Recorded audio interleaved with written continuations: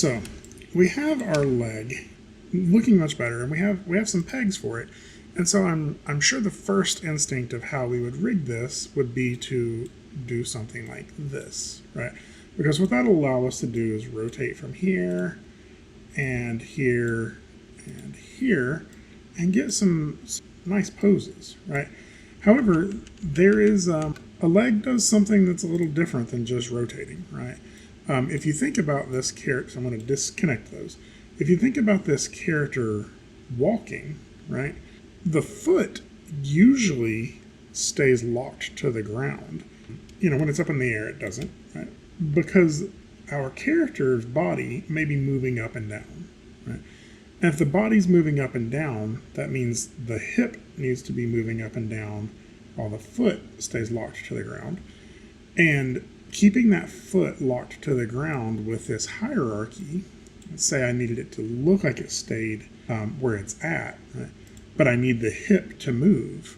Well, that's really hard to do. What I would actually have to do for that is hit F6, and then when my hip moves forward a little bit, I would have to manually go in here and try to rotate this and get the foot back in the same location it was.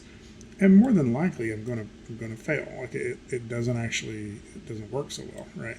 And so we're going to get the dreaded foot slide, right, issue.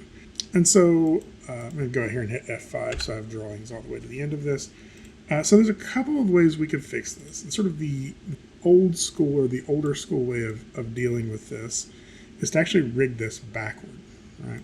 And I'll show you that. This can work still yet, but it's not ideal for what we're going to want to do, which would be that the foot is driving all of this, and that the calf is the child of the foot, and then the upper leg is the child of the calf. And the reason for this is because then if I rotate my foot, my hip can go wherever I want to.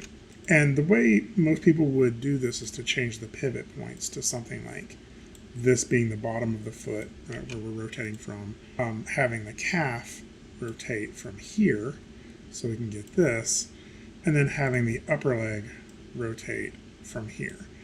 And this can still work, because what this allows you to do is, as my character's body would move down, let's say the body and let's just move this part where you can see it. As that body would move down, I could then go back and sort of counter animate from the foot up to get that hip to line up with where it should on the body. And just in general, that's a little more forgiving, right? If there's a little bit of sliding happening here, we'll just believe that it's like a fleshiness or something like that that's happening. But I'm going to show you another way. Unfortunately, I'm going to undo way back to where we started, right? Unfortunately, even though Harmony says it has IK, if I click right here, you'll see that's inverse kinematics. That's what IK is. It doesn't actually work the way they say it does. And so the way we're actually going to do this is the same way we deformed the spaceship in the previous project, is we're going to use some 2-point constraints on these. So we will pick that up in the next video because it's a little bit more involved, and that way we can dedicate some time to building that rig.